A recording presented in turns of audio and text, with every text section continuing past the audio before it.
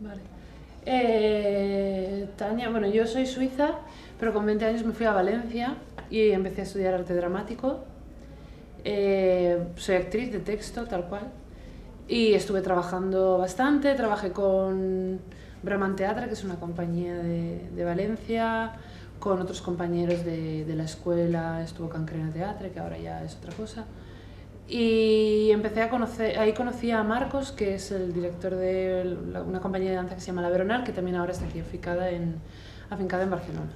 Entonces Pablo es el dramaturgo de La Veronal, empezamos a trabajar juntos y él tenía ya el proyecto del Conde de Torrefiel, yo me introducí en el proyecto y aquí en Barcelona, bueno, al final hemos acabado nosotros dos llevando el Conde de Torrefiel de una manera así un poco más continua.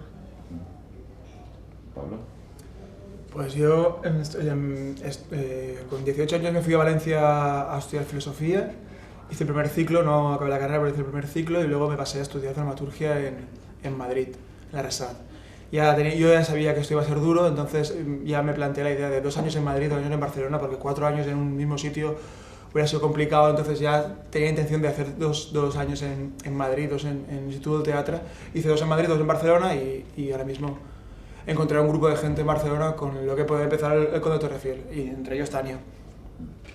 I ara, dins del Conde de Torrefiel, quina és la tasca o les tasques i responsabilitats de cadascú i com es repartiu tot el que comporta tindre l'activitat dins del Conde de Torrefiel? En un principio la idea era un colectivo y la idea de colectivo, ¿no? Porque esta cosa de las responsabilidades de una manera muy clara era un poco incómoda. En un principio, bueno, nos resultaba un poco incómodo. Entonces todos hacían un poco todo y era más que nada gente que se quería encontrar y hacer. Lo que pasa es que con el tiempo pues te vas dando cuenta que sí que tiene que haber alguien que lleve un poco, no que tanto que arrastre el carro, pero simplemente organizar desde los ensayos a las ideas, a qué se va a trabajar, a cómo se va a trabajar, para definirse un poco más sí que hace falta al final un poco más de dedicación o de responsabilidad y eso es lo que básicamente hacemos Pablo y yo. Al final, bueno, acabamos siendo nosotros dos, digamos los directores, pero bueno, a mí esta palabra tampoco me gusta mucho. Bueno, básicamente todas, porque ni tenemos un manager, ni un distribuidor, esas cosas que, bueno, que mucha gente tiene. O ni tampoco todavía estamos en el punto en que tenemos tipo muchos bolos o una presentación más oficial. Digamos que en Barcelona llevamos como 2 años y medio trabajando. Claro. No tenemos un volumen de trabajo todavía, no sé lo que pasará dentro de 1, 2, 3, 5 años, pero todavía el volumen de cosas que hacemos se cabe en 2 segmentos, en las 2 manos. En dos manos se puede hacer todo, pero que no hay tanto trabajo como otras compañías, nosotros no... Bueno, no, hay trabajo. Hay trabajos, pero es un volumen asequible, es chulo, o sea, todavía sí. Se puede... Aún así hemos llegado ya a un punto en que yo me paso mucho tiempo en casa delante del ordenador, hay que preparar muchas cosas, mandar muchos mails, hacer muchos números. Ahora sí que tenemos un gestor, que es así que no nos cobra mucho dinero porque... Bueno, lo hace por amor al arte. Es cantante de ópera. Tiene empatía hacia los artistas, sabe que la cosa está muy complicada, entonces no nos cobra como le cobraría a una empresa. Y dice, bueno, el día que ya empecéis a ganar dinero, que vea que el volumen de facturación y de contabilidad es alto, pues ya os pediré lo que os toca. Pero ahora no. Entonces, en ese sentido, muy bien, porque todo lo que es los contratos, la seguridad social, los TCs, todos estos formularios, así que yo puedo ir intuyendo, aprendiendo, pero tardo 1 hora, algo que él tarda 2 minutos. Entonces eso está muy bien. Pero sí, lo gestionamos todo nosotros. Entonces, bueno. ¿Qué forma jurídica tiene el colectivo? Sí. Empresa, es una asociación. ¿Compañía? Es una asociación. Cultural. Por ahora sí. ¿Desde el principio así es? Desde que estamos aquí en Barcelona y hemos empezado a mostrar en Barcelona. O sea, desde el 2009. 10. No, 10. Desde el 2010. Se hizo efectiva, legal y en febrero de 2011. ¿Cuál es el origen y la finalidad? Y si esa finalidad ha ido cambiando a lo largo de los años del Conde de Torrefiel. ¿Cuál es la origen? El Origen era una compañía de teatro y lo sigue siendo, y con abstracción de movimiento en escena. Teatro en el sentido de que hay texto, pero bueno, hoy en día está todo tan reventado y a mí también la idea de danza-texto me aburre bastante, nos aburre bastante esto, no, yo qué sé, está todo bastante reventado. Entonces, es escénico, está ahí. Y hay mucha abstracción de movimiento y hay mucho texto, pero a veces tampoco lo hay. Y en una de las piezas era un partido de baloncesto y podría haber sido perfectamente una pieza de danza improvisada con unas reglas internas, como es un partido de baloncesto. Y el origen, poco a poco, por ahora, estamos en el nivel 2, en la primera transformación, y sí que se está empapando de lo que en un principio teníamos en la cabeza, o al menos yo sí que pensaba... no sé, para mí creo muy importante que era la literatura bastante, en cuanto a mí lo que más me gusta es la literatura y la escritura, y en escena está la literatura contemporánea con movimiento, y poco a poco esto sí que sale. Nunca nadie programa nada, no se dirige no sabes bien qué va a pasar en escena, pero sí que lo sabes en el fondo. Entonces las creaciones van saliendo solas. Sí, para ser más sintética yo diría que la origen fue una necesidad de vamos a probar, y ahora se está definiendo un poco lo que dices tú, ¿no? Hacia dónde va es vamos a seguir probando, vamos a definir hacia dónde vamos, qué queremos hacer en escena y vamos a buscar cómo hacerlo. Lo que fue una necesidad ahora es más una voluntad. ¿Tenéis dedicación exclusiva a la compañía? Para nada. Trabajamos con la Veronal, la compañía de danza que dije Marcos Morau, y luego también con otras compañías, como la Tristura de Madrid, que tenemos una compañía de gente joven, de gente entre 29, 30 años, y vamos cambiando y vamos trabajando con ellos. Sí. Él normalmente da hace dramaturgias o ayuda a alguien, o en la Veronal sí que es el dramaturgo de danza. Yo actúo, yo ahora estoy haciendo una dramaturgia para una bailarina en Suiza. Doy clases de teatro a discapacitados, pero así, hace 2 años todavía éramos acomodadores en el Mercat de les Flors, lo hemos sido durante 3 años y medio, todo bien. 3 momentos claves en la trayectoria del Conde. El primero es cuando Rosa Muñoz nos dijo que le gustaría que nosotros... había unos vídeos en Sobrenatural de la Porta, y entonces la gente que hizo los vídeos el año pasado pedía a gente no vinculada con la Porta, o no vinculada o sí vinculada, y Rosa, que era una de las artistas... Como apadrina a una Y ese fue un momentazo, porque teníamos ganas de hacer un vídeo y Rosa nos dijo, ¿queréis participar en el ciclo sobrenatural del Festival de la Porta, tal? Ostras, hicimos un vídeo que se llama Morir Nunca y nos fuimos a Ontinyent a grabarlo con 20 personas, una acción muy chula de gente tocando un instrumento de espaldas y un texto proyectado también, y fue el primer momento de este vídeo, no sé, un vídeo que tiene ahora un montón de visitas, fue un momento muy importante. ¿Qué año estamos hablando? 2010. 2011. Bueno, sí, en 2010 nos lo dijeron y lo presentamos en marzo de 2011, durante el LP11 de la Porta. Luego, segundo momento fue Pablo Caruana desde Madrid, el Festival Sismo en Matadero, nos dijo, quiero que hagáis algo en un cuadrilátero. Vio el vídeo Morir Nunca y dijo, venir al Sismo. Y el Festival Sismo estaba muy bien, es un festival que este año ya no se hará por problemas político-económicos, pero el Matadero de Madrid es un gran centro y la nave estaba de puta madre, y nos dijeron, haced algo para un cuadrilátero de 10×10. En el Matadero de Madrid. En el Matadero de Madrid. Y nosotros de guau, ¿qué hacemos? Y entonces metimos una canasta de baloncesto y ahí nació la pieza Observen como el cansancio derrota el pensamiento.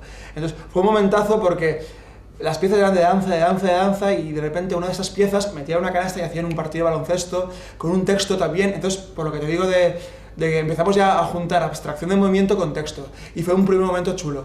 Y el tercero, Jordi, ¿no? Fondevila. También.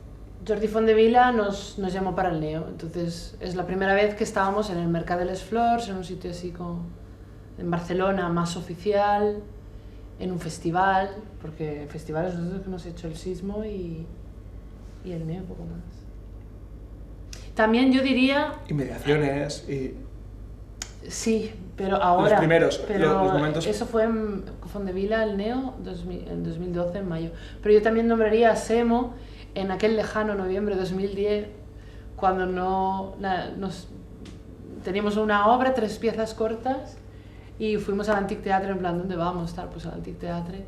Y Simon no nos conocía de nada, no vio nunca nada, no habíamos hecho nada y tal, y nos dio 4 días, nos programó. Pudimos hacer la primera obra así del Conde larga, que es la historia del Eso parece que sea de hace 20 años, pero esto fue hace 18 meses. 2 y medio. O sea, que no es una cosa que... Y eso como este allí también. Y fue muy importante eso, para nosotros fue importante. Fue la primera vez que mostramos una pieza en Barcelona, 4 días.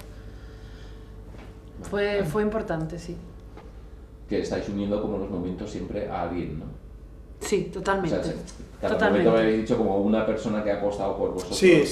Eso es muy importante. Es importante. La colaboración entre todos se tiene que liar de alguna forma, porque uno no puede hacer camino solo y no, es muy importante que...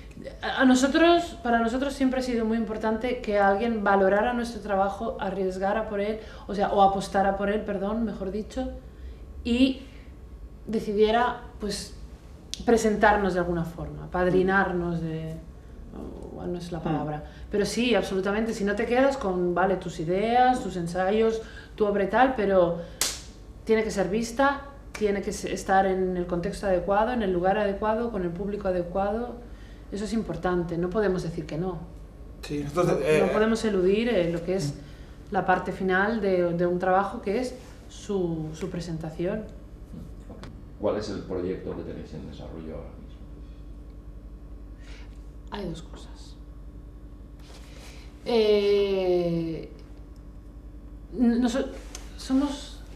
Tenemos tendencia a sobreemocionarnos, diría yo.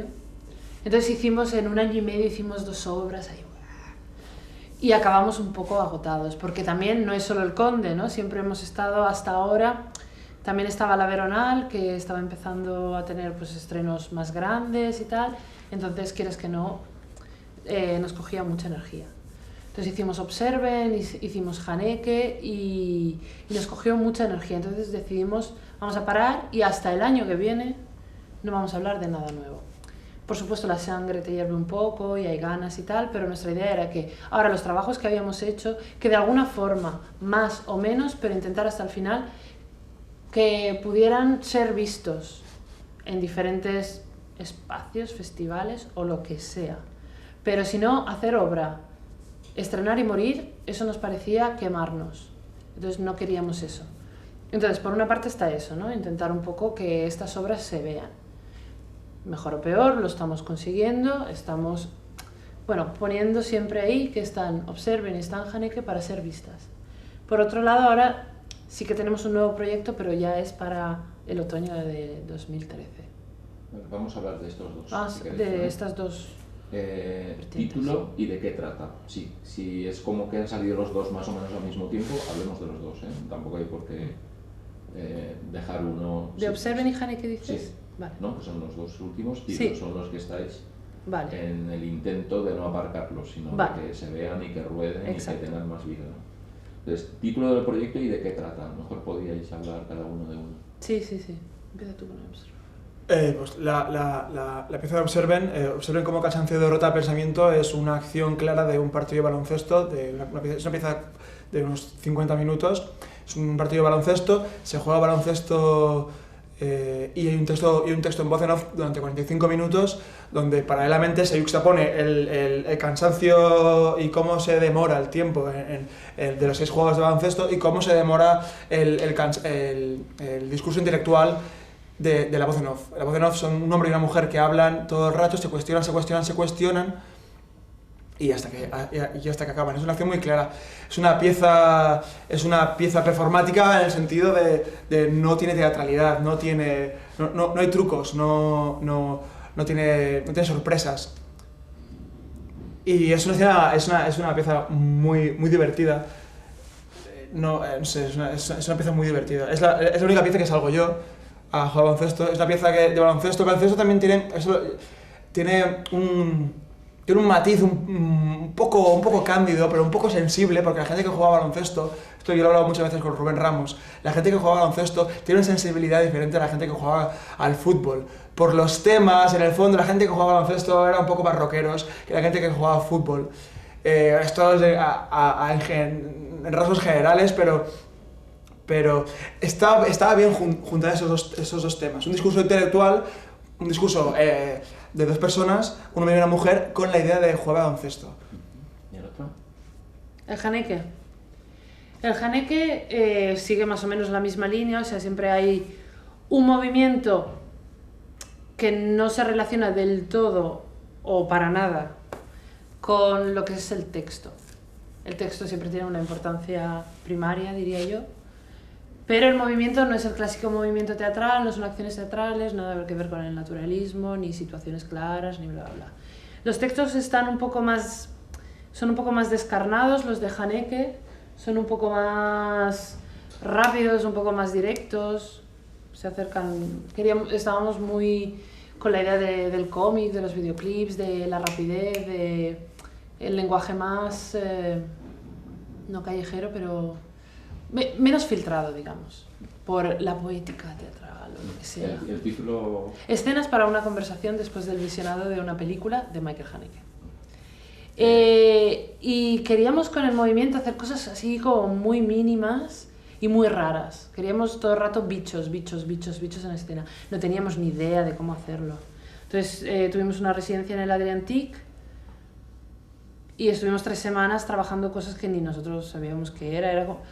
Fue un proceso un poco sufrido. No sabíamos bien qué estábamos haciendo. Entonces eran todos hallazgos por intuición, pero sin la seguridad de que realmente funcionaran. La luz se convirtió en algo extremadamente importante, que solo vino como la última semana. Tuvimos la suerte de trabajar con una chica que se llama Marcela Prado, que ahora está en México, y que tuvimos una súper suerte, que enseguida nos pilló el rollo, le dimos un par de fotos, informaciones, de ideas, y nos hizo, bueno, como un dibujo de iluminación súper cuidado y se lo curró muchísimo.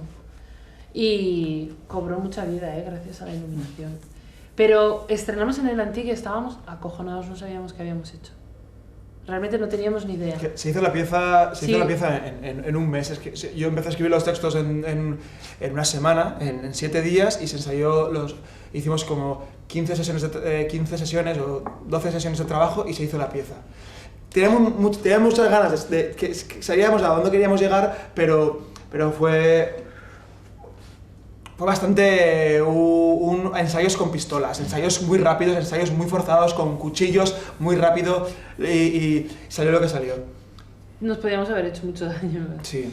Pero sí queríamos seguir trabajando con el movimiento por un lado y el texto por otro.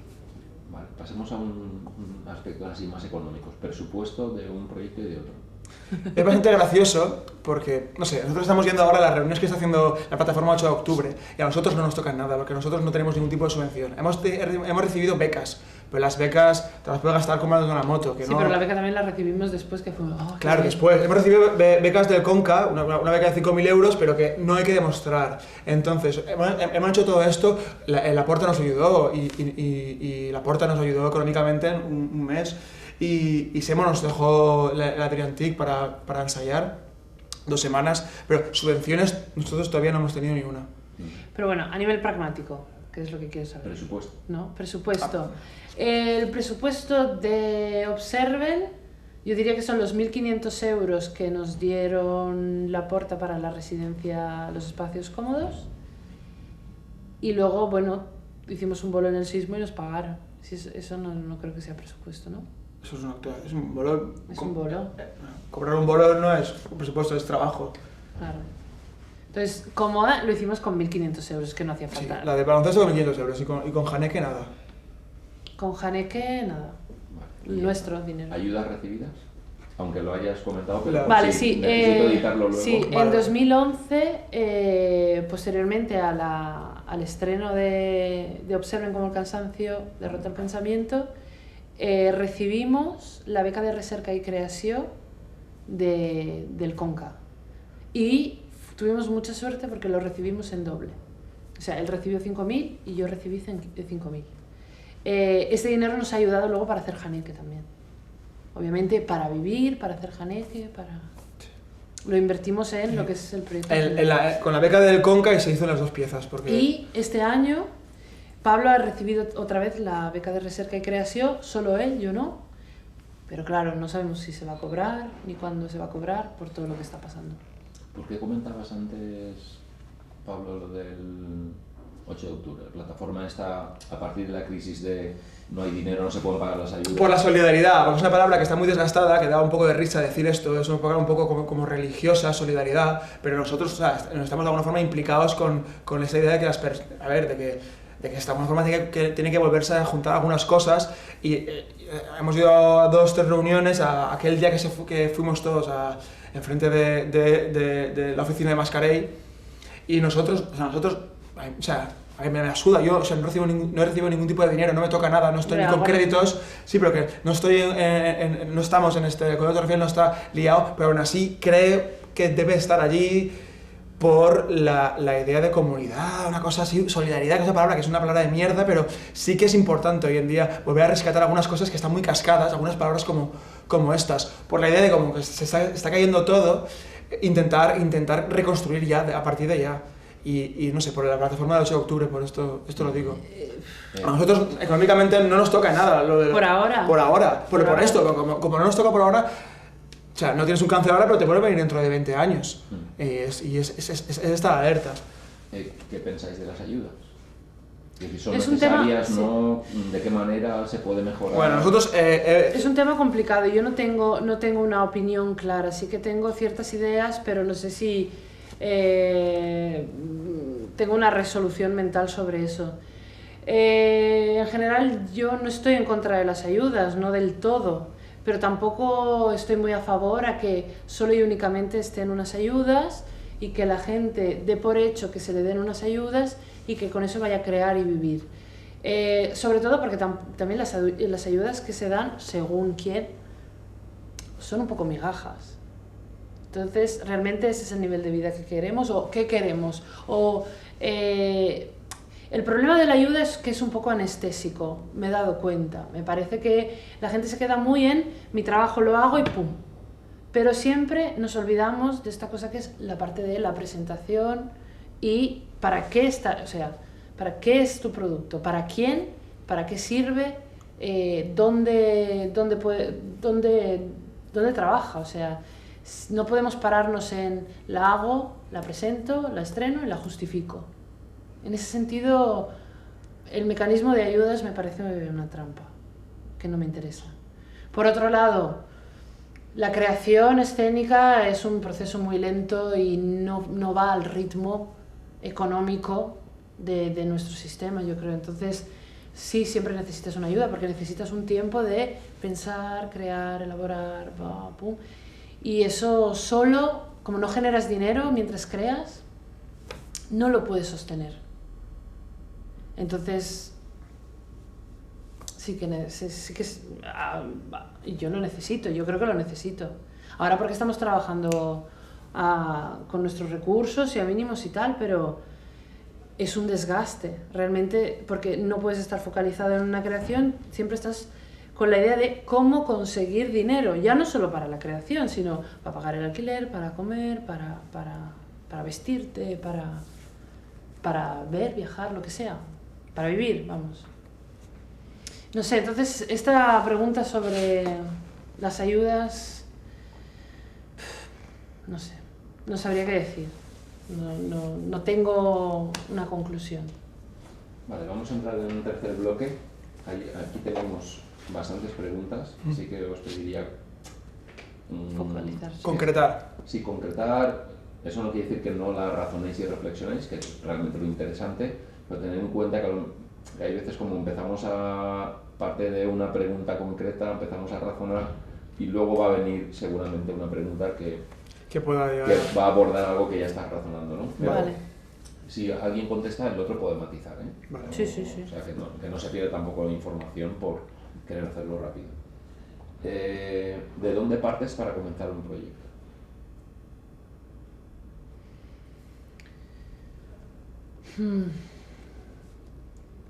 Ante todo de la necesidad, yo creo, es un picor, necesito hacer algo nuevo. Es algo físico ante todo, ¿eh? A mí sí que me suena de Cuando lo que has hecho hasta ahora se va agotando, notas que quieres buscar algo más, ahí empieza el proceso de creación. El qué, cómo, cuándo y dónde es ya una segunda o tercera fase. Yo, con mi amigo Celso, el otro día hablábamos de que las piezas en el fondo, unas piezas o los discos o los libros, no van de nada, van de concretar durante un tiempo cómo se siente el autor. Y ya está. Entonces, a mí lo he hablado con Celso y decía, es que es verdad. O sea, ¿de qué van las piezas? Pues sí, te pueden mentir, en el fondo la sinopsis, lo que es la industrialización de las piezas, pues en papelito, en 5 líneas, el amor, la muerte y ese tipo de tonterías. Pero en el fondo, realmente, ¿de qué va cuando Lars von Trier hace Melancolía? Pues va de que en el fondo, pues mira, viene de estar un año encerrado en un psiquiátrico y estaba loco y está en una depresión de puta madre y al final acaba haciendo Anticristo y Melancolía, 2 películas apocalípticas. ¿De qué van? No van ni del amor, no, van de intentar concretar una emoción abstractísima. Una necesidad. Una necesidad de esto. Las piezas no van de nada. Entonces, salen de esto, te voy a decir ahora como lo que pienso. Y dentro de un año, pues posiblemente te cambie lo que pienso, pero... ¿Podéis identificar, tenéis fases en el proceso de creación? ¿Cuáles son? Perdón. Sí, muchas.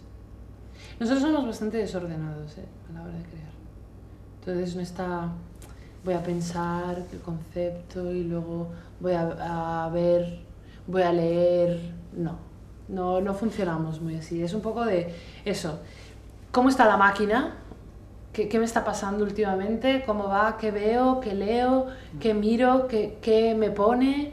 ¿Qué quiero hacer? ¿Y yo cómo lo harías? Está mucho esta cosa de yo cómo lo haría y yo también quiero hacerlo. Y en ese sentido sí, esa es como la primera fase que, como hemos dicho antes, sería la necesidad. Luego es, ¿quién llamamos? ¿Qué hacemos? ¿Cuántos somos? ¿Qué tal? Nosotros sí que siempre intentamos hablar bastante. Él escribe por su cuenta. A ratos yo nunca sé lo que realmente pasa por ahí.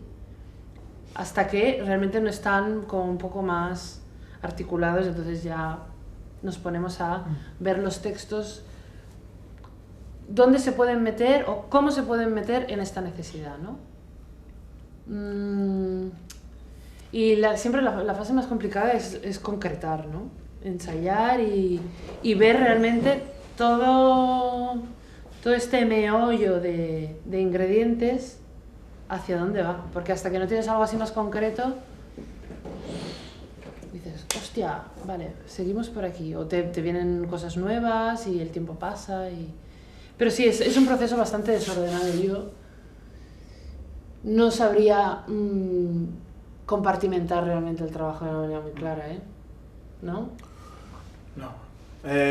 Lo que sí que yo veo, lo que siempre me ha dado mucha risa esta cosa de empezar un proyecto en plan de nos intercambiamos 4 películas y 4 libros y empezar un proyecto a partir de intercambiarse libros y películas y ese tipo de cosas que me dan mucha risa en plan de no, cuando empiezas un proyecto lo que no has leído antes ya no sirve de nada, o sea, no en 2 meses, 3 meses tienes que empezar porque no sirve de nada, es en plan de cuando salgas de casa ya sal cagado y meado porque luego en el coche no vamos a parar, esto ya es un camino muy recto, entonces nosotros funcionamos un poco así, cuando empieza el proceso de creación es intuición,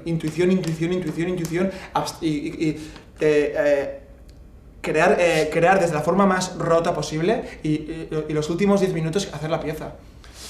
Sí, es un poco Sí, es así, el último día se hace la pieza, el último día, pero hasta el último día no, sí que o sea, estás generando una serie de abstracción y de textos tales como una obra de 5 horas y que luego acaba siendo lo que tú decías que sea. La recortas o no la recortas, pero es muy roto todo.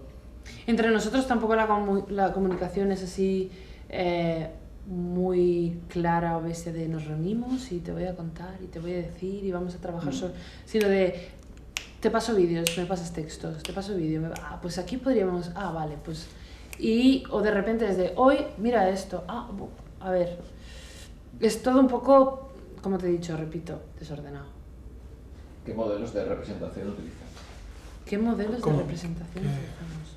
A la hora de interpretar, a la hora de hacer si es que hacéis una representación. ¿Modelos en el sentido de referentes o modelos de...? Tipos de interpretación. Ah, vale.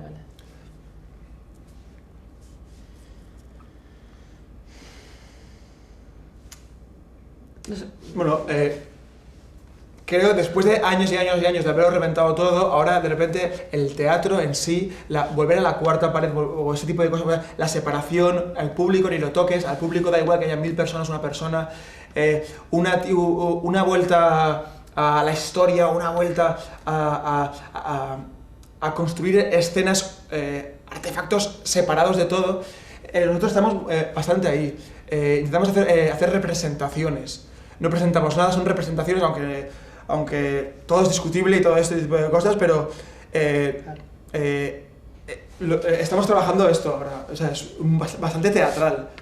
Bastante teatral. A nivel de referentes o de formas, como dices tú, yo creo que nos gusta mucho ver, aunque al final muchas cosas las veamos en vídeo porque no siempre son accesibles, muchas obras, pero lo que sí que siempre estamos buscando y rascando es lo último, lo contemporáneo, cómo hacen, cómo lo hace, qué hace.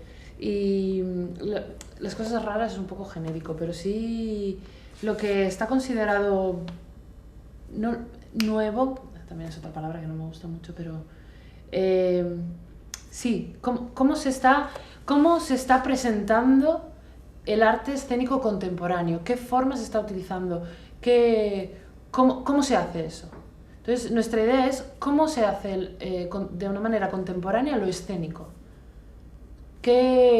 Nuestro momento, ¿qué pide? ¿Qué quiere? ¿Qué utiliza? E intentamos siempre aferrarnos a eso. ¿Qué entiendes por creación escénica contemporánea? Puede ser cualquier cosa, ¿eh? Para mí puede ser performance, puede ser danza, puede ser teatro mismo, de texto, de gestos, es que me da igual, pero realmente intentar artísticamente ser consecuente con el momento que estás viviendo. Para mí eso lo aprecio bastante. También la plástica, no sé, en los museos te puedes encontrar obras que perfectamente pueden ser consideradas para mí escénicas. Es que escénico, desde un momento que hay algo que se exhibe, para mí es escénico. Entonces, los filtros estos de teatro, museo, calle, me da un poco igual. Tele. ¿Qué hábitos reconocéis en vuestra manera de trabajar?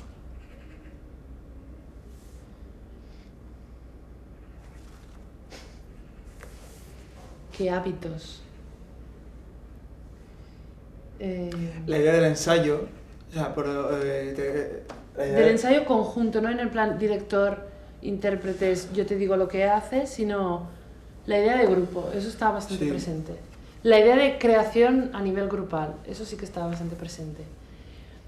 Está también muy presente el hecho de que antes o después en todo esto aparecerán los textos, siempre suele ser después.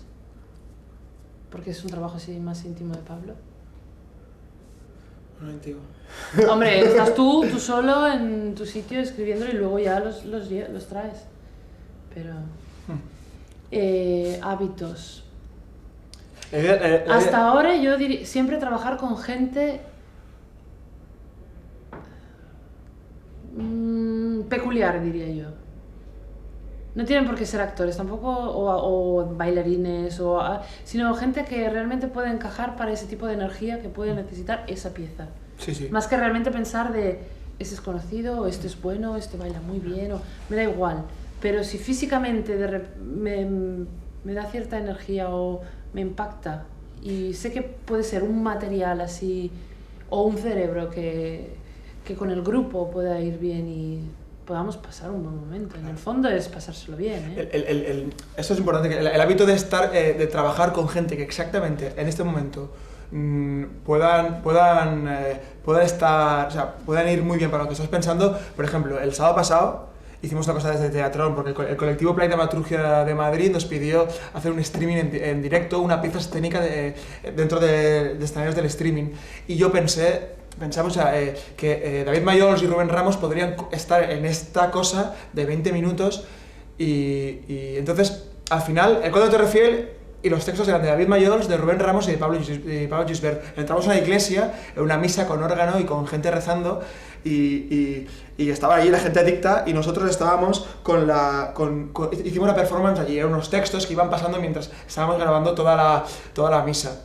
Entonces, para ese momento, peculiarmente, David Mayol y Rubén Ramos fueron lo más interesante. Al igual que para la pieza del básquet y al igual que para la pieza de Haneke, siempre, no sé, trabajar con gente diferente es muy importante. Es importante. Es la base. Es la única forma de... Es ahí donde nos gusta la idea de colectivo también, diría yo, que no es...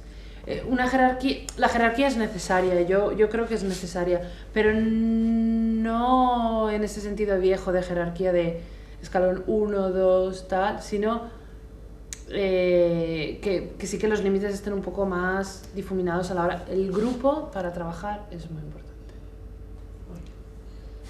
¿Cómo consideráis la percepción del espectador a la hora de preparar una obra? Muy guay. No debate, yo pienso en el espectador todo el rato, 100% de los espectáculos pienso en el espectador, es que no me interesa otra cosa que no sea que el espectador, aunque le parezca una mierda la obra, pero que se entere de alguna forma, es 100% el espectador, no es una cosa, tiene que ver un poco con el carácter. El otro día estaba pensando yo, en plan de, ¿por qué no he sido bueno en los deportes? Eso tú no lo sabes, ¿verdad? ¿Por qué no he sido bueno en los deportes? Y estaba pensando yo, porque yo empecé a jugar baloncesto, cuando yo jugaba baloncesto, y yo quería ganar, pero yo también quería que ganara el otro equipo. Yo quería ganar yo y el otro equipo, por la idea de, pero ¿por qué no podemos ganar todos? Es una idea de comunista de mierda que tengo yo, porque es una cosa de, hostia, el comunismo aquí de mierda, que no es comunismo, pero es un plan de, ¿por qué? ¿Qué necesidad de querer ganar todos todo el rato? Entonces, esto, transportado a lo escénico, hay una voluntad de, quiero que te enteres, quiero que yo gano, pero tú también. Esto. Entonces, la importancia del público en los escénicos y también es una cosa muy importante, es que, bueno, viendo ahora mismo, en el momento puntual, a punto de liarse otra vez, yo sí que considero que la abstracción por abstracción es aburridísima ahora mismo. A lo mejor en los años 90, la no danza, pudo estar de puta madre, en un momento dado, de bonanza económica, pero ahora mismo no. Ahora mismo se necesita que el que hable diga algo. Me encantaría que dentro de 10 minutos o 5 años volviéramos a la abstracción, a la contemplación absoluta, pero ahora mismo es político, es directo, me vas a entender y quiero que me entiendas. Ahora mismo, pero ojalá el mundo es... Sí, no es ojalá España fuera el mejor país del mundo y fuera todo de puta madre y Europa y el mundo fuera súper feliz y volviéramos simplemente a la contemplación, porque la contemplación es maravillosa, pero ahora mismo no. Ahora mismo no. Nos habíamos quedado en la percepción del público. Del público, ¿no? A la hora de crear, sí, que es bastante ¿cómo te importante. sitúas con respecto al público? Sí. ¿Cómo manipulas al público? Sobre todo... le manipulamos con... Bueno, la palabra es un medio muy directo, por lo tanto, en ese sentido está manipulada en el sentido de que tiene que tener una opinión porque entiende lo que se dice. Por otro lado, manipularlo a nuestro favor. Bueno, yo diría que con el humor hay bastante... Joder, el humor es una forma bestia es un recurso que utilizamos bastante para llevarlos a nuestro terreno, en plan, escúchame, va, te lo vas a pasar bien. Y luego, después de esta primera, ¿cómo se dice? Bienvenida o... ven, va, que lo vas a entender y que te va a hacer gracia. Luego se van metiendo las ideas así un poco más serias. Bueno, serias, a ver, serias en el sentido cuidado. de más el conflicto, no sé, o... Ni serias ni preocupantes, sino No, simplemente... preocupantes no. El kit de la cuestión. ¿Qué rol tiene lo espectacular en vuestro trabajo? Bastante, es muy importante lo espectacular. Sí, Sí. absolutamente. Sí. ¿Qué entendís? Entendido a nuestra forma, por supuesto, no vamos a ni tenemos recursos ni tampoco ganas de tenerlos, pero lo espectacular para mí está ligado con la sorpresa, con lo sorpresivo, con lo que no te imaginas que va a pasar, por lo tanto con lo gamberro de alguna forma. No lo va a hacer, sí, lo ha hecho. O, ay, ahora esto. Siempre jugar con la expectativa. Para mí lo espectacular es jugar con la expectativa todo el rato. O sea que, por lo que habéis contestado antes, también iría un poco ligado a esa manipulación. Sí, claro. Porque lo espectacular no tiene por qué ser escenográfico, lumínico, ¿sabes? Lo espectacular puede ser en una acción, en una intención, en una palabra, en una música, en cualquier cosa, pequeña cosa, ¿no? Espectacular siempre se relaciona un poco esa palabra con algo muy grandioso, pero lo grandioso es lo que te pasa a ti, no lo que te lo provoca. Espectacular significa ver en pequeñito. Porque entonces el griego es ver en pequeñito. Cuando se veía el teatro en griego estaba como la concepción del mundo pero en pequeñito. Entonces luego esa palabra se ha pervertido y espectacular significa grande. Pero entonces espectacular, sí que son espectaculares porque intentan de alguna forma llegarte al cerebro y llegarte al corazón. Por eso no solamente va a un divertimento, que también es divertido porque tiene que ser completamente divertido también, e incluso entretenido, pero sí que de alguna forma disparar un poco el cerebro. Divertido y entretenido tampoco siempre está relacionado con la risa, o sea, también claro, esos términos están pervertidos. Divertido, entretenido puede ser cualquier cosa, no tienes por qué estar riéndote, sino simplemente estar atento y concentrado. Imagina que eres un pintor y una pintora. ¿Cuál es tu actitud frente al lienzo?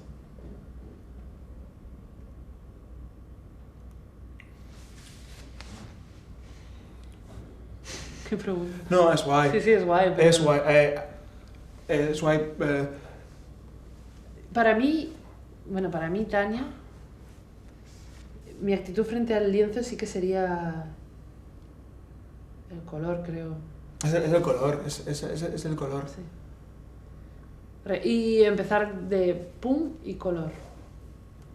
No empezaría con una idea clara, sí que empezaría con colores. Y a partir de ahí a definir. No dibujas primero. No dibujaría primero. Si esta es la pregunta, no dibujaría primero. No, la pregunta es esa, ¿no? ¿Cuál es la actitud, no? Frente... Empezar. Mi actitud sería empezar. De cualquier forma. Con el color. Sí que empezaría un poco... ¿Cuáles son los temas o problemáticas que os interesan a la hora de...? En este sentido siempre se dice que hay como 11 temas, ¿no? Importantes, que en el fondo se repiten y se repiten y se repiten. No hay temas importantes que nos interesen. Nos interesa es, si hacemos una obra dentro de 10 minutos, hablar de qué pensamos dentro de 10 minutos. Entonces, varía todo a partir de ahí, porque es todo completamente circunstancial y es todo completamente circunstancial. Cuando digo 10 minutos, digo en plan de, si queremos hacer una pieza dentro de un año, lo que pasa no solamente en nuestras vidas, en nuestras familias, en la política de España, en la música, en el deporte, en el amor, en la muerte, tal. Esto va a ser la pieza. Entonces no hay una temática, va a ser todo a la vez. Sí, de hecho, en los textos del Código de Torrefiel... Lo temático siempre es acotarse... Lo temático va a ser un parque temático, entonces... no. ¿Cuál es el tema? El miedo, entonces todo da miedo, no. Eso es bastante ridículo todo esto. Más que nada no es real. La sinopsis es mentira, es súper capitalista, en plan de... Es una especie de etiquetita, y te vendemos un poquito. El temita. Las cosas no van de temas, Sobre todo esto. ¿Qué llega primero, la forma o el contenido? La forma, absolutamente. La forma llega primero y en el fondo es... El contenido no se sabe porque ya existe. Está y no está a la vez, porque como te he dicho, el contenido ya se sabe lo que es. O sea, el contenido ya se sabe. Lo importante es la forma. Encontrar la forma, encontrar una buena forma del año 2012. El contenido siempre es el mismo, el contenido lleva siendo el mismo desde que nació el hombre y empezó a hablar hasta hoy, Sí. 2012. El contenido siempre es el mismo. Cómo Cómo contar todo el rato cómo este eterno retorno constante y estúpido de cómo se vive, cómo vivimos, cómo podemos vivir, cómo podemos estar, cómo podemos no matarnos tanto, lo chulo es la forma. Es que es lo que evoluciona. O no, sí, los problemas siempre son los problemas mismos, los los temas siempre son los mismos, pero la forma de abordarlos es... ¿Qué es la estética? La estética para mí es una gran trampa actualmente. Porque la estética lo es todo, pero a la vez es absolutamente nada. Entonces, lo que no se puede hacer es tener un objetivo simplemente estético. Eso es lo que a mí no me gusta ver. Porque lo encuentro muy perverso. Es perverso y es muy escaparatismo perverso. completamente. Y Hay no creo mucha sea pieza que es necesario. escaparatismo, que está de puta madre, es como... entras a mi tienda de ropa, pero primero si te ha gustado el escaparatismo y luego me compras. Entonces, hay algo ahí súper perverso. Que hay que romper. Sí, claro que hay que romper el cristal de este escaparate para ver que en el fondo no hay nada y que da un poco de risa. Eso es, pero lo estético es importante, es importante por la idea por la idea masculina. Yo es que esto ya hemos hablado de el mundo funciona por la imagen, porque al hombre sexualmente le interesa más la imagen que no, la mujer le interesa más la imagen. El hombre en cuanto chico se fija, mira, más que una mujer se pone más cachonda que en la mirada que un hombre. Entonces, en el fondo, el mundo es toda imagen, porque lo domina el hombre. Entonces, que la estética esté en relación en todo esto, bueno, sí es importante porque así está funcionando así todo, completamente. La idea de el gran Dios es la imagen. Porque el hombre domina el mundo, porque al hombre le interesa que la imagen sea el bastón de mando, porque él lo mide así. Pero es perverso. Bueno, me he explicado bastante mal. Sí, te has explicado bastante mal. Pero bueno, creo que está bastante Hostia, claro. está bastante La estética mal. es importante, sí, pero es una mala bestia. O sea, no tiene que... No, la experiencia estética... No, claro, no te líes con la experiencia estética y la estética. El otro día estuve caminando yo y pasé por una peluquería y ponía esteticien. Y yo me quedé pensando, esteticien, estética. Esta chica, una choni de 22 años con el pelo amarillo y negro y ponía esteticien pilio, no sé qué. Hostia, esteticien, de estética. Bueno, nada, me quedé pensando ahí. ¿Cuál era la pregunta? ¿Qué es la estética para ti? O sea, que lo relaciones mucho con la forma. Sí, no, pues, bueno. pero la estética no, la estética es pensamiento, o sea, es que... Pero por eso te digo yo, que me explico bastante más, que la forma de pensamiento, que la forma de querer controlar la imagen, es una forma de querer controlar la estética y de querer controlar el pensamiento. El mundo se está controlado por la imagen, todo funciona a partir de ahí. Por eso la estética está importante, porque no simplemente imagen, pero sí, porque en el fondo lo que hay detrás es una manipulación del cerebro, de la economía, de la política, de lo social. Del pensamiento. Del pensamiento, claro. Por eso la experiencia estética es muy complicada. O sea, Perversa. Es muy perversa. ¿Qué tienen que ver tus obras contigo? Todo. Absolutamente todo. Sí. Las obras... Es un hijo, prácticamente. Son siempre... Bueno. Son muy... No, vale, va. Borra. No, pero sí que forma completamente parte de nosotros. Siempre es como estamos en el momento en que lo hacemos. Sí, no sé, esta cosa de separar el arte y la vida es lo mismo. Son como... separar el arte y vida no es que son dos palabras que, bueno, son... Arte y vida, las dos tienen 4 letras. Es lo mismo, es una forma de continuar. Entonces, ¿qué importancia tienen las piezas y cómo estás en el momento? Todas. Son proyecciones, todo el rato proyecciones puntuales, coyunturales en el momento en que estás viviendo. No tienen nada que ver las obras que empezamos a hacer hace 2 años a las que van a venir. ¿Cuál es la relación que hay entre vuestros intereses políticos y vuestros intereses en las artes escénicas o en el arte en general?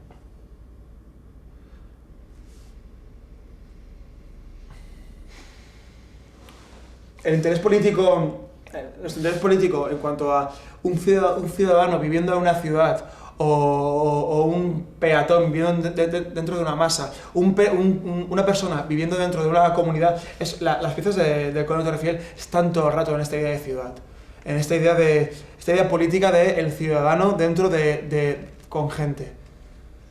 Por eso hay una unión clara.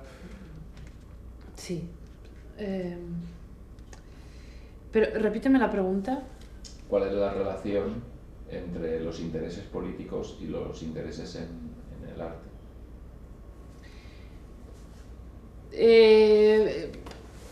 Para mí todo es bastante político, desde lo que comes, a con quién estás, a lo que ves, a cómo te vistes. Por lo tanto, la barrera entre lo que haces artísticamente y lo que piensas o deseas políticamente, para mí no existe. Ponerlo de una manera así más objetiva no me cuesta bastante, pero sí que en escena están mucho las cosas que nos gustaría que fueran, o nuestras reflexiones de lo que vemos y cómo van las cosas o lo que estamos viviendo, y por lo tanto está absolutamente ligado a nuestro entorno y por lo tanto a nuestra sociedad y por lo tanto a lo que ocurre políticamente en nuestro país, en nuestra ciudad y en nuestro una obra continente. Una obra de teatro son decisiones. Exacto. Entonces, la obra de teatro puede durar un segundo, puede durar 20 horas o 500 años. Eso es una decisión, como el color, como el vestuario, como las palabras que se están utilizando. Entonces, eso es una construcción, es una presentación hacia un público, es una forma de comunicarse, son decisiones que te enseñan o no te enseñan ciertas cosas, como en el fondo las construcciones políticas, no solamente de partidos políticos, sino de construcciones ya democráticas, te doy o no te doy cosas por decisiones que alguien ha tomado. Todos son personas que deciden, no hay más en el mundo, son personas y decisiones. Entonces, una pieza es como un mini país, que en el fondo es un poco fractal a lo que es todo un país. Un sistema. Es un sistema. ¿Por qué quieres trabajar en esto? Bueno, es una forma de... Porque no podía trabajar en otra cosa, básicamente. Esa respuesta ya, no. Pero... Esa respuesta no. Esa respuesta no. Mira, lo pone ahí. No. Sí, no. Es verdad, yo no sé. He trabajado un montón de cosas y he acabado aquí. Es que tampoco ha sido una decisión racional. No. Yo he acabado aquí. Y me gusta y... ¿Qué es lo que te motiva para trabajar? Pues que siempre hay cosas por hacer. Básicamente, siempre hay cosas por hacer. Siempre se puede hacer más, siempre se puede hacer mejor, siempre hay cosas por... El día que ya no tenga esta sensación, yo ya creo que pasaré. ¿Crees que el... Tú, espérate, tú. No, eso es otra pregunta. Con lo tuyo ya hemos llegado al postre con lo tuyo. Bueno, yo no soy de aquí, entonces yo he ido aprendiendo cómo es este país a lo largo de los 10 años que estoy viviendo aquí. Entonces tampoco lo entiendo muy bien. ¿Por qué es tan cruel y tan radical la cosa y hay tanto desprecio hacia la figura artística? No lo sé. Todavía no... Tengo mis intuiciones, tengo información, lo veo cómo funciona, está clarísimo, pero entenderlo de manera verdadera, no lo entiendo, no sé por qué. Me choca bastante, ¿eh? Me choca bastante porque yo vengo de un país que es Suiza, que tampoco es que el arte sea el top del top, ¿por qué no? Porque tienen, hay cosas que les dan mucho más dinero, aún así lo cuidan todo lo que es lo artístico, los artistas y tal, lo cuidan de una manera brutal. Obviamente tienen los medios. No sé cómo sería un país como Suiza en crisis. Y sigue siendo un país súper pueblerino, rural, de mentalidad bastante cerrada, ¿eh? Que es bastante paragonable a de alguna forma. Lo que pasa es que unos son ricos y los otros son pobres. ¿Crees que el artista debería hacerse entender mejor?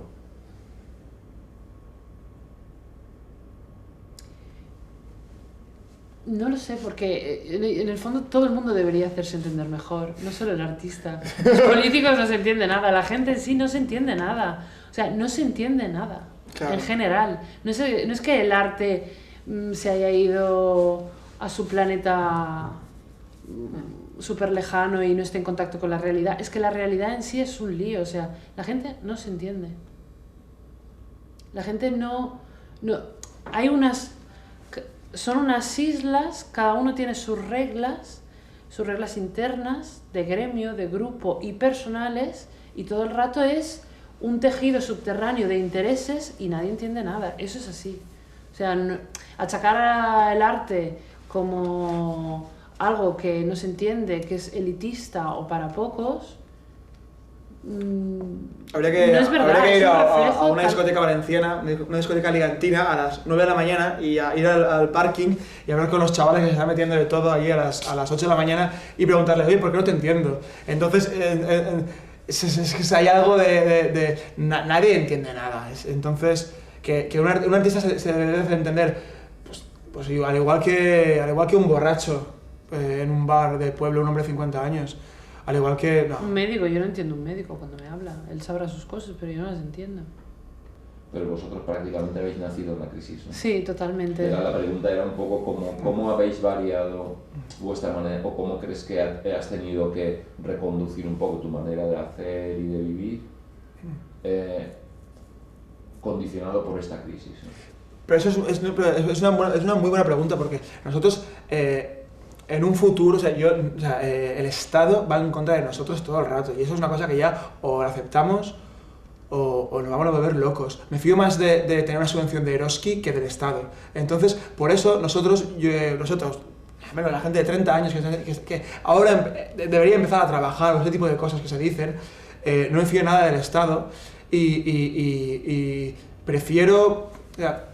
No podemos vivir de subvenciones, es que es vivir en la miseria, y ¿quién quiere vivir en la miseria? ¿Quién quiere ser pobre? Entonces, cuidado con levantar la mano y como si papá fuera el Estado, porque es que no te va a traer el vaso de agua por la noche el Estado. Porque es mentira, porque el Estado no existe. El Estado es Zara, el Estado es Santander, el Estado es Eroski, el Estado es Mercadona. Entonces hay que ya eliminarse esta idea de subvenciones como migajas que son como vasos de agua. Ahora mismo, para nosotros la crisis nos ayuda mucho yo dentro de 10 años, cuando tenga 40, no me gustaría vivir como estamos viviendo ahora, porque es una mierda absoluta. Porque vives una infelicidad constante. ¿Cuánta gente ahora de 40 está muy preocupada porque, hostia, han estado en los felices años 90 y principios del año siglo XXI, y ahora que se ha cerrado el grifo, están todos tenemos sed. Es un problema que la crisis a nosotros nos afecta y nos afecta en nuevas formas de afrontar lo que queremos que sea nuestra vida. Y sí que, en el fondo, yo sé que, al igual que la Liga BBVA, la Liga Española se llama BBVA, es muy fuerte. España dentro de 20 años será España Santander, o será España Mercadona, y los hijos se van a llamar José Luis Kelme, o Paco Famosa, tiendas de juguetes o tiendas de zapatillas, porque en el fondo todo es economía. Entonces, pero el tema pero no pasa nada que sea todo economía, el tema es saber distribuirla bien. Entonces, toda esta crisis en la cultura, pues claro, eso se tiene que redistribuir, y para nosotros los que estamos empezando, sabemos que no queremos que el Estado nos ayude, queremos generar nuestra propia economía, queremos vivir nuestro trabajo como si fuéramos panaderos, como si fuéramos vendedores de zapatos o fabricantes de coches, que la gente compre coches y nosotros recibimos un dinero por esto. Y ya está. Lo jodido es invertir dinero en armas, en follar a putas, en drogas malas que revientan a mujeres en Ciudad Juárez. El tema del dinero, el dinero no es malo. Lo jodido es que está pervertido, que la distribución es mala. Por eso que creemos absolutamente en el dinero y en la economía. Entonces, esta crisis no es mala, pero para nosotros, para lo que venga, no queremos funcionar como se ha funcionado en los últimos 20 años. No nos interesa el Estado. No queremos estar pendientes de él, porque el Estado no existe, es que es mentira. Sí, nuestra pregunta es cómo generar dinero, ¿no? Pero dinero para lo que ya hemos dicho, ¿no? Vivir y mantener nuestro proyecto. Lo que pasa es que nosotros somos responsables de todo eso, que es un poco más complicado, ¿o no? ¿Os gustaría añadir alguna cosa que crees que no hemos abordado o que quieres matizar? Yo sí que creo, después de haber visto todas las entrevistas que se hicieron en Valencia, sí que veía como algo de, ¿qué crees que es el talento? O sea, algo artístico. Había algo que yo veía a todos, estuve viendo de todos, y me gusta muchas veces cuando los artistas se juntan de artistas, no hablan de, joder, ¿qué está molando? Creo que los músicos sí que dicen, sí que hablan de música, sí que hablan de nuevos grupos, nuevas ciudades, sí que haría eso, en cuanto a lo que quiero, ¿qué crees que hablar de qué está pasando ahora? Habla. Para ti. Claro, imagínate que él te ha hecho esa pregunta, entonces. Me has cortado, estaba ahí. Estaba intentando, me has cortado, va. En Valencia, hostia, yo en Valencia, los 6 años que viví en Valencia, me comí todo el teatro que podía ver y conozco a todos los que hablaron en las entrevistas, a todos. Vi sus obras y sé, y tú también, estoy hablando.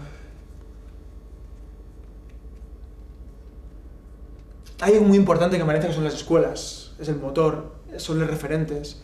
Y es un poco vivir, flipárselo un poco, tener un poco más de imaginación, flipárselo un poco. Porque, o sea, soy valenciano y sé cómo está el tema de podrido y desértico y tal, pero bueno, es un tema largo. Pero sí que faltaba ahí... Artísticamente. Es que no entiendo lo que quieres decir. Pero en cuanto a que faltaba algo, es como algo que has deducido tú después de verlo. Sí, como claro, después de ver... no de preguntas o de... No, de que... el desarrollo de su presentación. Claro, cuando hablaba, yo la vi todos los minutos y faltaba... faltaba, a ver, yo aquí como si yo fuera una especie de examinador faltaba la pregunta 5, no, pero... Faltaba un poco de pasión, faltaba un poco de... Me van a matar por esto, pero sí que no... A ver, no estoy diciendo nada contra nada, pero sí que es importante hablar un poco de... Es que es que no encuentro la palabra exacta y entonces va a ser un poco ridículo, pero... De hecho, me tragué la de la hora de Paco Zarzoso que te dije, 1 hora sin ver a nadie. Bueno, esto parecía una radio, parecía un programa de radio, tú sabías que era un programa de radio, como una entrevista de radio. Y sí, me atragué, decir me la tragué es muy fuerte, pero sí la vi. Joder, y sí que faltaba un poquito, faltaba, decir, eso repetido, la palabra faltaba, pero no sé la palabra faltaba, pero... ¿Por qué de repente todos los valencianos no nos hemos ido? Cuando en el fondo a mí me encantaría volver a Valencia. ¿Por qué? ¿Qué ha pasado ahí? Un montón de valencianos, no solamente ya los que han vivido como Carles Santos o el Picó, en plan de no, hostia, Marcos Molao, Gente que hay en Madrid, en cuanto a Barcelona. pero eso es bastante importante porque yo, por ejemplo, acabé ahí por azar, por cosas de la vida, y me formé ahí, o sea, hice 4 años de arte dramático y tal, y al año empecé enseguida a trabajar y tal, y al año y medio así dije, me piro. Porque aquí, el límite está aquí, ya lo he visto. Pero engancharme luego hasta llegar a esto, yo he tardado mucho, ¿eh? Yo tengo 32 años, o sea, hay gente que hace lo que yo hago igual con 25. Pero yo con 25 estaba en una escuela de arte dramático en Valencia, que claro que lo que te dan es lo que dices tú, es muy pobre. Y aunque tú tengas muchas ganas y leas y hagas y veas lo que puedas, hay, lo que tú decías, una deficiencia muy grande. En general la formación es bastante pobre, aquí, en este país, digo. En general, ¿no? Sí, el instituto, por ejemplo, tiene unas grandes infraestructuras, pero lo que es el programa y lo que son los profesores y cómo salen los alumnos es de película de miedo, ¿eh? Saben más que los de Valencia, por supuesto, igual sí. Han leído más libros y han hecho más trabajos y han tenido más recursos. Aún así, mentalmente es muy, muy, muy viejo. Vale, pues la última, ¿vale? Vale. ¿Qué pregunta te harías a ti mismo?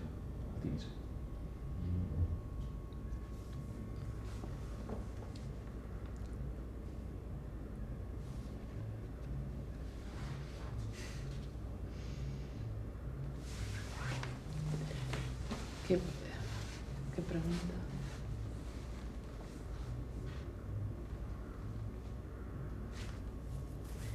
Es que me viene a la mente una cosa, pero no sé, no es una pregunta, es más, ¿dónde iremos a parar? ¿Cómo acabaremos? ¿O qué ¿Qué haremos dentro de 10 años? Eso es algo que yo tengo mucha curiosidad de saber.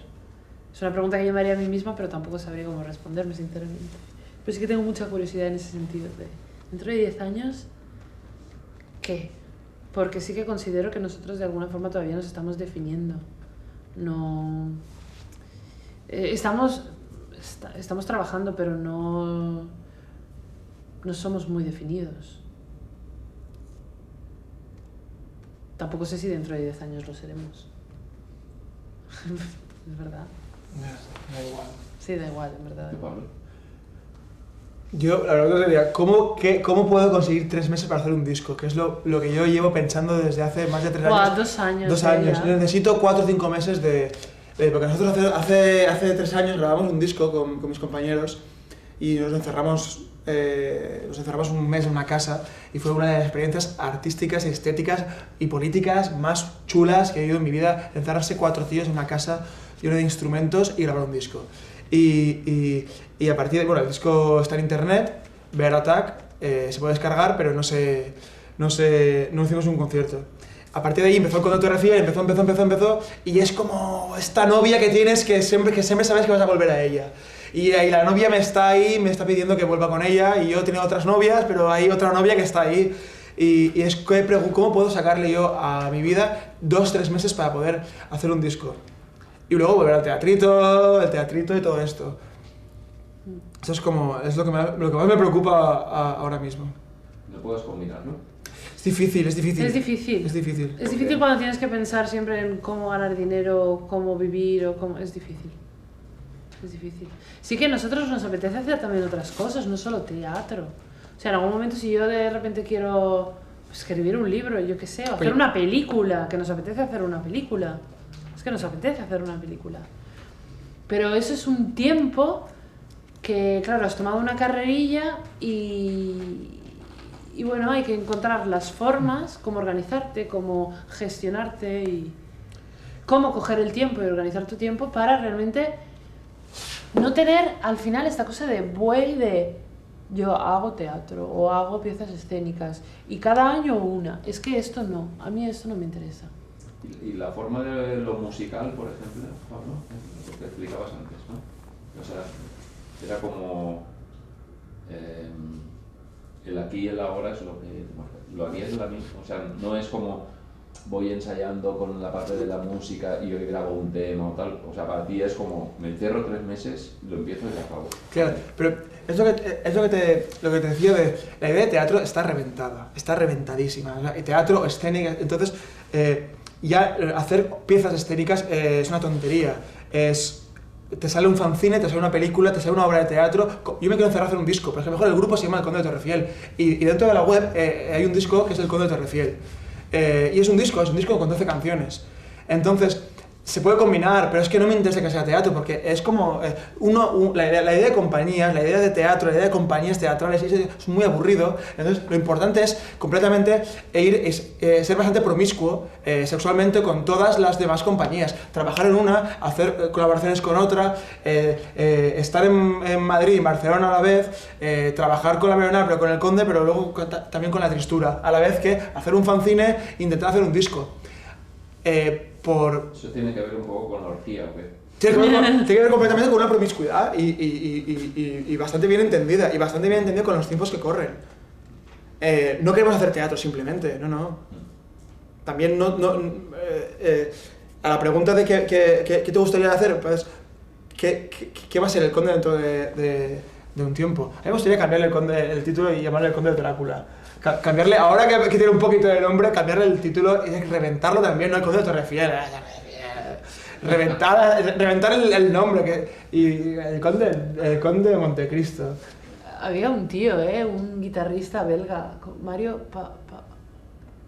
Pavlovich que había tocado con Deus y cada vez que hacía un grupo, cuando empezaba a molar, cambiaba el nombre. ¿Cómo se llama este que te gustaba tú, que era muy raro? Mr. Mike Patton. Mike Patton, que también tiene 50.000 grupos. Qué raro. Ahora trabajo con este, y ahora tal, y ahora cual. Pero no, él es bastante fantomás, Mr. Bando. También viene mucho esto de esta promiscuidad constantemente en las piezas. En cada pieza va a ser diferente. La que vamos a hacer ahora, la que tenemos en mente, que está empezando a intuirse, no va a haber ni la gente que ha estado ni la gente que estuvo. Has dicho lo mismo. No, ni la gente que ha estado en la última ni la gente que estuvo hace un año. ¿Por qué no? Porque es pobre. Sí, que necesitas renovar. Consumir personas y sí. No es renovar, porque en el fondo si haces siempre lo mismo es la misma fórmula, no la renuevas, pero sí que es un consumir constante en el buen sentido de la palabra, y bueno, en el mal sentido también, porque no sé, hay unos términos que están como bastante disparados, que todo el mundo debe disparar, como la economía, el dinero y el consumir, que están como se pueden reinterpretar y se pueden ir hacia lo positivo. Yo lo pienso, dinero, consumir, economía, se pueden reinterpretar. Y se pueden, sí, porque no se pueden eliminar. Entonces hay que reinventárselos y convivir con ellos de otra forma. Pero no va a desaparecer ni la economía ni el consumir. Vamos a estar toda la vida consumiendo y toda la vida gastando dinero. El tema es cómo lo hacemos esto. Y ya está. Pero eso no tiene que ver con la pregunta de... Sí, no hay que ser tan... Yo siempre he sido siempre me han gustado mucho esos grupos, o esos directores, o lo que sea, que siempre han trabajado con la misma gente, o sea, Fassbinder, o Pasolini mismo, o... Hay gente, yo que sé, Almodóvar también me mola, esta cosa de un cierto equipo, a mí no me desagrada, a mí me gusta, pero sí que... no sé, no nace, ahora no nace eso. Me gusta ver que haya realmente gente que tenga un código interno muy claro y por lo tanto se trabajan las ideas de una forma, bueno, mucho más cómoda, porque no te tengo que explicar nada, tú ya me conoces, ya nos conocemos, vamos trabajando. Entonces eso sí que va con la idea de grupo, de colectivo, de realmente un objetivo común y grupal. Pero, o sea, no es que no mole trabajar todos juntos y siempre la misma gente. Durante muchos años el Conde de Torrefiel, cuando has empezado y tal, eran siempre los mismos, los amigos. Siempre los mismos amigos, porque siempre eran los mismos. Claro. Pero sí que ahora el cuerpo pide cambios. Cuerpo pide salsa. Bueno.